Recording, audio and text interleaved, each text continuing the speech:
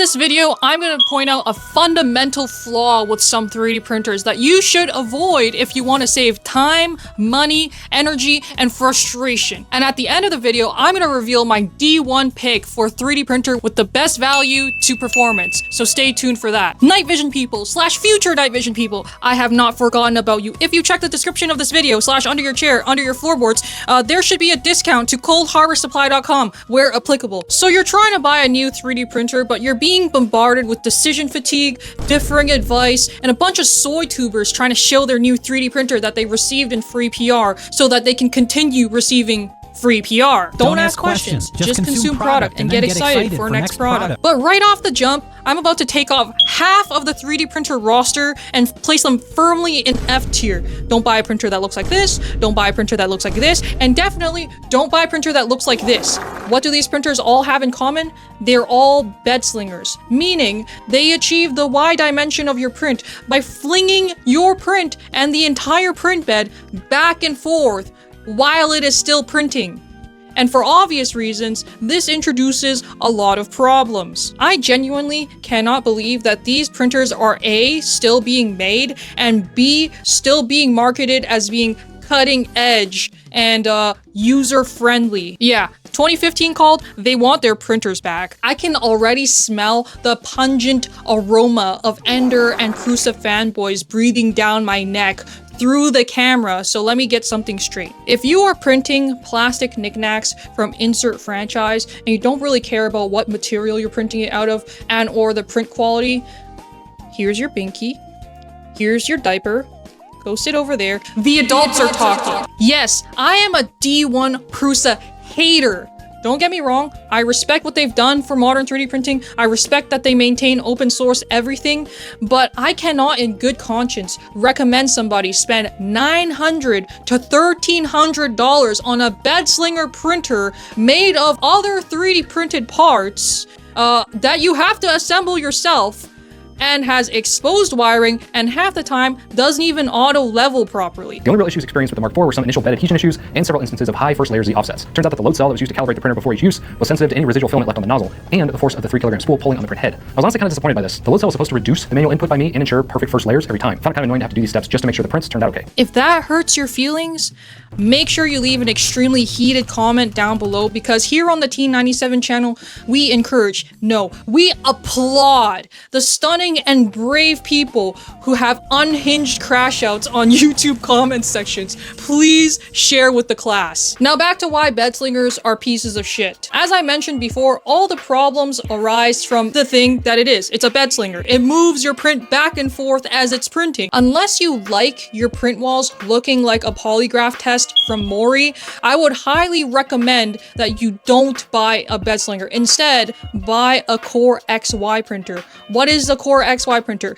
It achieves the X and Y dimensions by simply moving the print nozzle around instead of the whole bed with your print on it. This not only reduces the number of errors you would see in your print, but also allows your print to print faster because you are only moving the print nozzle around instead of moving the entire print bed with the print on it. I'm pretty sure somebody actually compared the Prusa Mark IV with a Bambu, a P1P, and they just basically replaced their entire print farm with Bambu Labs Core XY printers. So you might be thinking to yourself, well, I've seen people print well with bedslingers. What's the big issue? Well, the people you're seeing print with Ender 3 V2s and getting decent results are getting decent results on materials that are very easy to print, like PLA, like PLA+. When you start getting into technical filaments because you want to print things that are actually functional and won't fold to warm water or a hairdryer, you start running into a lot of issues. As we all know, my all-time favorite filament, CF nylon, is extremely prone to warping, and generally, a lot of these filaments will not tolerate being printed on a moving surface. This might just be my own opinion, but I think that the bad reputation and perceived high difficulty level of printing these quote-unquote engineering filaments comes from when people were printing them using bedslingers like the Ender 3 V2. So why do bedslingers even exist? Well, they are extremely cheap to produce, and somehow people have psyoped the customer into assembling their own 3D printer, which further reduces the cost. Bedslingers also really came at a time when people were really trying to reduce the price of 3D printers and kind of upgrade their way up to spec for whatever reason, and early adopters of 3D printers tended to be more interested and fond of the technology itself rather than the product that they are printing, and they were generally more tech savvy and willing to do hardware troubleshooting. Nowadays, you can buy a top-of-the-shelf Core XY fully enclosed, fully assembled printer plug and play for like $400, like the Bambu Labs P1P, which is only a couple of shekels more than the Ender 3 V3, which is the current Ender printer that everyone uses, and half the price of the Prusa Mark IV's, and also prints at a way higher speed with way fewer errors. For people new to 3D printers and growing businesses, downtime is really the killer of your operations. You really want to minimize downtime.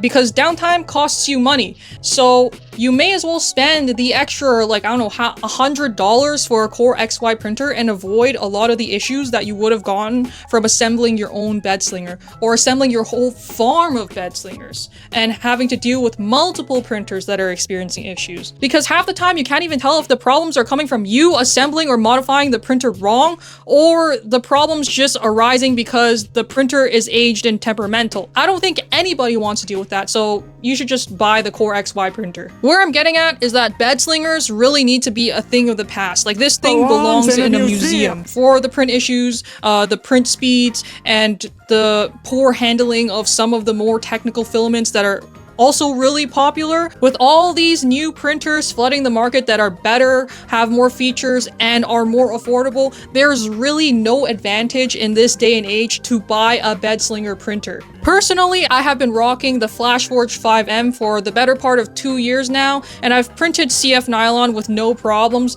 despite getting absolutely roasted by my Discord server for not having a Bambu Labs H2D with laser engraver. If you're a broke boy, just say so. But yeah, if I had to do it all again, I'd get the Bambu Labs P1P. Important, pay attention, Jingle Jangle, Backrooms, FNAF, Fortnite, the Skibbity Toilet.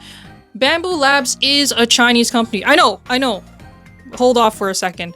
So, if the tariffs do end up happening, that might affect the price of a Bambu Labs printer. So if you're thinking of buying one, buy one soon. If you are strictly wanting to buy a US-made printer, I hate to break it to you, they're either all for industry, meaning they're going to be very expensive, or they're all overpriced, useless pieces of garbage. Like, you could buy this Maker Gear, I think it's Maker Gear printer for like $1,900 on sale from $2,700.